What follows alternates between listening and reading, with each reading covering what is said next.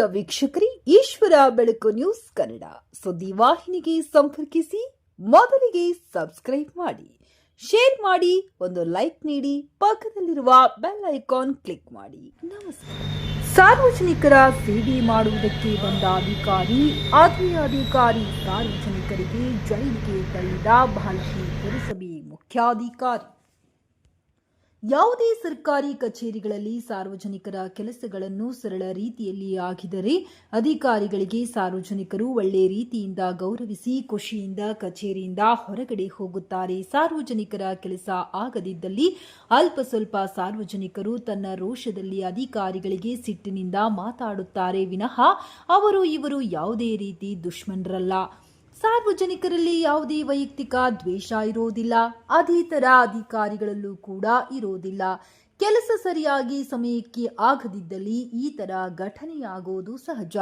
ಇಡೀ ಭಾರತ ದೇಶದಲ್ಲಿದೆ, ಕರ್ನಾಟಕ ರಾಜ್ಯದಲ್ಲಿ ಕೇಂದ್ರ ಸರ್ಕಾರದ ಸರ್ಕಾರಿ ಸೇವೆಯಾಗಲಿ ಹಾಗೂ ರಾಜ್ಯ ಸರ್ಕಾರದ ಸರ್ಕಾರಿ ಸೇವೆಯಾಗಲಿ ಇಡೀ ಭಾರತ ದೇಶದ ಸಾರ್ವಜನಿಕರ ತೆರಿಗೆ ಹಣದಿಂದ ಸರ್ಕಾರದ ನೌಕರಿಗೆ ಸಂಬಳ ನೀಡುತ್ತಿರುವುದು. ಆದರೆ ಇದು ಎಲ್ಲಾ ಸತ್ಯ ಗೊತ್ತಿದ್ದರೂ ಕೂಡ ಸಾರ್ವಜನಿಕ ಕೆಲಸಗಳು ಅಡೆತಡೆ ತೊಂದರೆ ಮಾಡುತ್ತಿರುವುದು ಎಷ್ಟರ ಮಟ್ಟಿಗೆ ಸರಿನಾ?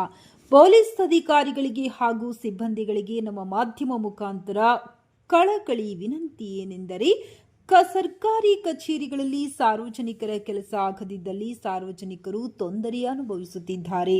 ಸಾರ್ವಜನಿಕರ ಹಾಗೂ ಅಧಿಕಾರಿಗಳ ಮಧ್ಯೆ ಅಲ್ಪ ಸ್ವಲ್ಪ ಮಾತಿನ ಚಕಮಕಿಯಾದಲ್ಲಿ ಅಧಿಕಾರಿಗಳು ನೇರವಾಗಿ ಬಂದು ಪೊಲೀಸ್ ಠಾಣೆಗೆ ಸಾರ್ವಜನಿಕರ ವಿರುದ್ಧ ದೂರನ್ನ ದಾಖಲಿಸುವುದು ಕೆಲಸ ಸರಳವಾಗಿದೆ.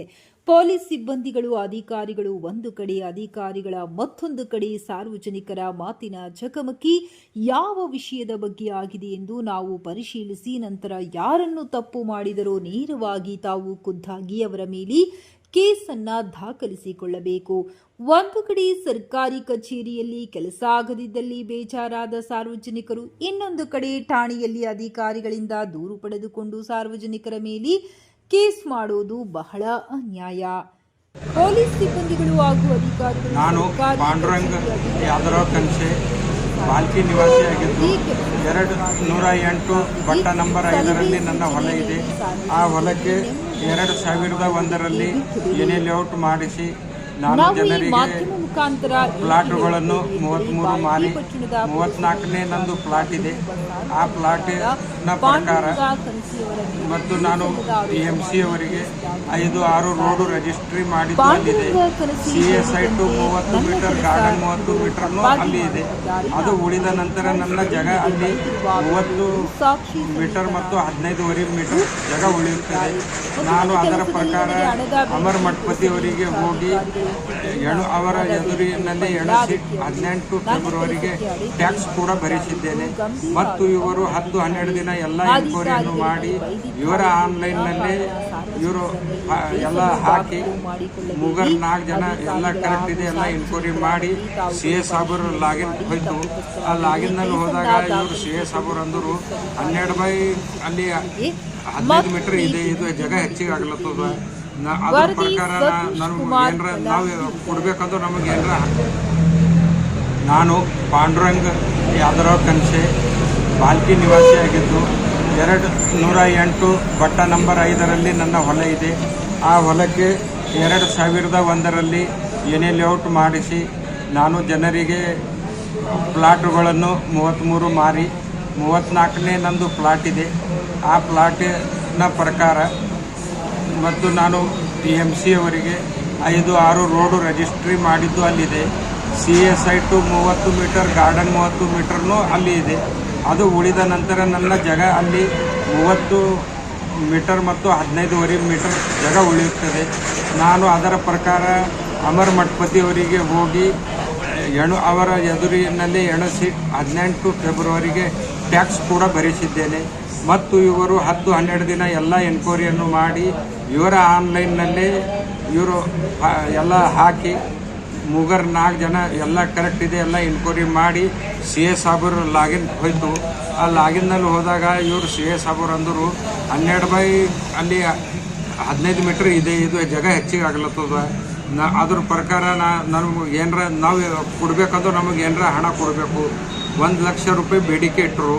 ನಾನು ಅದಕ್ಕೆ ಕೊಟ್ಟಿಲ್ಲ. ನನ್ನ ಜಾಗ ಇದೆ, ನಂದು ಹಕ್ಕಿಂದಿದೆ, ನಾ ಯಾಕೆ ಕೊಡಿ ಅಂತ ಅವರಿಗೆ ಇದು ಮಾಡಿಲ್ಲ ನಾನು. ಅವರು ಇದು ಹಾಕಿ 3 ತಾರೀಕಿಗೆ ಹಾಕಿ 12 ತಾರೀಕು ನಾನು ರೊಕ್ಕ ಕೊಡಿಲ್ಲ ಅಂದಿನ ದೂಸರೇ ದಿನಾನೇ ಇದು ರಿಜೆಕ್ಟ್ ಮಾಡಿ ಹಾಕಿ ನನಗೆ ಮತ್ತು ನಾ ರಿಜೆಕ್ಟ್ ಯಾಕೆ ಮಾಡಿರಂತ ಕೇಳಕ್ಕೆ ಹೋದ್ರು ನನ್ನ ಮೇಲೆ ನಾನು ಬೈದಿನಂತ ಕೇಸ್ ಮಾಡಿದ್ದಾರೆ ಮತ್ತು ನನಗೆ ಹರಾಸ್ಮೆಂಟ್ ಮಾಡ್ತಾ ಇದ್ದಾರೆ. ನಾನು ಈ ನ್ಯೂಸ್ ಮುಖಾಂತರ DC ಅವರಿಗಾಗಲಿ AC ಅವರಿಗಾಗಲಿ ಬೇಡಿಕೊಳ್ಳುತ್ತೇನೆ. ನನ್ನ ಪ್ಲಾಟ್ ಇದೆ, ನಂದು ಹಕ್ಕಿಂದಿದೆ, ನಂದು ಹೊಲ ಇದೆ. ನಾನು ಏನೇ ಲೇಔಟ್ ಜನರ ಸರ್ಕಾರ ಇದ್ರ ಸೆಲೆಕ್ಟ್ ಮಾಡಿಸೀನಿ. ನಂದೇನು ಹಕ್ಕಿನ ಪ್ಲಾಟ್ ಅದ, ಇನ್ಕ್ವೈರಿ ಮಾಡಿ ನನಗೆ ಕೊಡಬೇಕಂತ ನಿಮ್ಮ ಮುಖಾಂತರ ನಾನು ಎಲ್ಲರಿಗೆ ಬೇಡಿಕೊಳ್ಳುತ್ತೇನೆ. ಸರ್ ನಮ್ದು ರಿಜೆಕ್ಟ್ ಇದಕ್ಕೆ ಆಗಲ್ಲ ಅಂತ ನಾನು ಕೇಳೇ रखा कॅन्सल भी कर मला दाबते कसं राहते ನೀ ಸೀದಾ ಮಾತಾಡ ಏನ ಒಳತಿದಿ ನಾ ಕೌನ್ಸಿಲರ್ ಇದ್ದ ನೀ ನನಗೆ ತಿಳಿತುದಿನಲ್ಲ ನಾ ಅಂದ ನಿನಗೇನ್ರ ಸೀದಾ ಮಾತಾಡೋರು ಉಲ್ಟಾ ಮಾತಾಡೋದಿರ್ತದು ಇದು ಬರ್ಪುರಲ್ಲ ನಿಮ್ಮ मला ಉಲ್ಟಾ बोलायला है ना ಒಂದ್ ಇದು ತಗೊಂಡ ಆಯ್ತು ತಗೋರಿ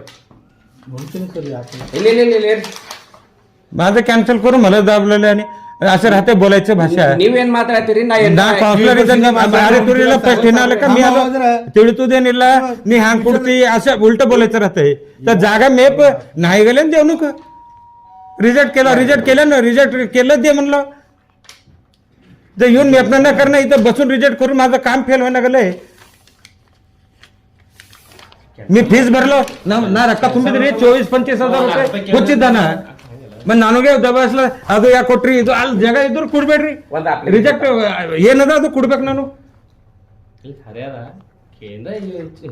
ಕೆಲಸ ಮಾಡ್ಕೋರಿ ರಿಜೆಕ್ಟ್ ಆಗ್ಯದ ಇದ್ರ ಬಗ್ಗೆ ಇದು ಕಾರಣದ ಇಲ್ಲ ಅದು ಬರ್ದ್ ಕೊಡ್ತೇವಲ್ಲ ಅದ್ರಾಗ ಬಿ ಆನ್ಲೈನ್ ಎಂಟ್ರಿ ಮಾಡಿದಿರ್ತೀವಿ ನಾವು मी ऑनलाईन मध्ये विचारलो ಅದು ಇದ್ದಿದ್ ಕೊಡ್ರಿ ಈ ಕಡೆ ಎದ್ ಬಿ ನಾವು तुम्ही ಅಲ್ಲಿ ಬರಲ್ರಿ ಸರ್ ಅಲ್ಲಿ ತಕೋರಿ ನಾವು ಸುಮ್ಮನೆ ಇರಲ್ಲ ಹೇಳ ಅವ್ರು ಎಲ್ಬೇಕೆ ಕಿವಿ ಕೊಟ್ಟರಿ ಕಮತ್ ಸರ್ ನಮಸ್ಕಾರ ರೀ ಸರ್ ಎಲ್ಲಿ ಸರ್ ಈಗ ಯಾರ ಸರ್ ಚಾರ್ಜ್ ಮಾಡಿ ಸರ್ ಬಂದ ಸರ್ ಎಸ್ ಸರ್ ಈಗ ಅದು ಅವ್ರ ಅಪ್ಲಿಕೇಶನ್ ಕೊಟ್ರ ಅವ್ರಿಗೆ ಯಾಕ ಕಾರಣ ಬರ್ಕೊಡ್ರಿ ಆಯ್ತು ಊಟೆ आता सध्या देऊ दे कवा बी द्यायचंच आहे सर सोमवार ಕೊಡಲ್ಲ ಬರದಿಲ್ಲ ಆಯ್ತು सोमवार सोमवार ಇಲ್ಲ ಸರ್ ಮಾಡ್ರ ಸರ್ तुम्ही सोमवार ಇದು ಅಪ್ರೂವ್ಡ್ ಲೇಔಟ್ ಸೈಜ್ ಎಷ್ಟದರಿ ಮತ್ತ ಅವ್ರು 100 ಕೊಡು ಅಂದ್ರೆ ಹೆಂಗ ನೀವು ನನಗೆ ರಿಪೋರ್ಟ್ ಕೊಡ್ರಿ ಅದ್ರ ಮುಂದಿನ ನಾನು ನೋಡ್ತಾ ನೀವು ಕ್ಯಾನ್ಸಲ್ ಮಾಡ್ರಿ ನೀವು ನಿಮಗೆ ಕೊಡುವಂತ ದಬಾವ್ ಹಾಕಿಲ್ಲ ಕ್ಯಾನ್ಸಲ್ ಆಗಿನ ಮೇಲೆ ಹೊಂಟಿದ್ನ ಎಲ್ಲರ ನೀವು ರಿಜೆಕ್ಟ್ ಯಾಕೆ ಮಾಡಿರಿ ಕಾರಣ ಕೊಡ್ರಿ ಅಂತ ನಾ ಹಾಕ್ರಿ ಕೊಡ್ರಿ ನಿಮಗೆ ಮಸ್ಕ ಹೊಡ್ಕೋತ ಕುಂತಿಲ್ಲ ಅದು ಅದ್ರಾಗ ಏನರ ನಾ ಕೊಡ್ರಿ ನಿಮಗೆ ಹಿಂಬಳಿ ಹತ್ತಿದ ನಿಮಗೆ ಅದು ಏನ್ ಬಿಲ್ಲ ನಂದು ಈ ಸೈದಾ ಬಂದ್ರು ಕೊಡ್ರಿ ಅಂತ ರಿಜೆಕ್ಟ್ ಮಾಡ್ರಿ ರಿಜೆಕ್ಟ್ ಮಾಡಿದೇವಲ್ಲ ಈಗ ರಿಜೆಕ್ಟ್ ಮಾಡೋ ಕಾರಣ ಕೊಡ್ರಿ ನೀವು ಕಾರಣ ಕೊಡ್ರಿ ಕಾರಣ ಬಿ ಅದ್ರಾಗ ಅದಲ್ಲ ರಿಮಾರ್ಕ್ ಇರ್ತದಲ್ಲ ನೀವೇ ಫೀಸ್ ತುಂಬ್ಕೋತೀರಿ ನಿಮ್ ಆಫೀಸ್ मध्ये ರಿಮಾರ್ಕ್ದಾಗೆಲ್ಲದ ಸಿಕ್ಕೂರ್ ಇಲ್ಲ ಬರ್ತಾನ ಸರ್ ಟೈಮ್ ಬೇಕಂದ್ರೆ ನೀವು ಏನಾರ ಕಾರಣ ಇದ್ರ ಮೇಲೆ ಕೊಟ್ರಿಲ್ಲ ಎದ್ದಿನ ಬರ್ದ್ ಕೊಡ್ರಿ ಏನದ ಎದ್ದಿನ ಜಾಗ ಮೇಲೆ ಬರ್ದ್ ಕೊಡ್ರಿಲ್ಲ ನೀವು ಇಲ್ದೆ ಹೆಂಗ್ ಕೊಡ್ತೀರಿ ಅಪ್ಲಿಕೇಶನ್ ತಗೋರಿ ಆಲ್ರೆಡಿ ಅದ್ರ ಆನ್ಲೈನ್ ದಾಗ ರಿಮಾರ್ಕ್ ಬರ್ದಿರ್ತೇವಲ್ಲ ಇಲ್ಲ ಅದು ಅವ್ರಿಗೆ ಆನ್ಲೈನ್ ಗೊತ್ತಾಗಲ್ಲ ರಿಜೆಕ್ಟ್ ಮಾಡಿ ಇಲ್ಲ ಅದ್ರಾಗ ಆನ್ಲೈನ್ ಗೊತ್ತಾಗಲ್ಲ ನೀವು ಚೆಕ್ ಕೊಡ್ರಿ ಹೋಯ್ತಾ ನಾವು ಶಾರದಾ ಬರೀತೇವಲ್ಲ ಬರ್ತದಲ್ಲ ಚೆಕ್ ಕೊಡ್ರಿ ಆಯ್ತು ಅದೇ ಇದನ್ನ ನೀವು ಆನ್ಲೈನ್ ಕಾಪಿ ಕೊಡ್ರಿ ಸಾಕದ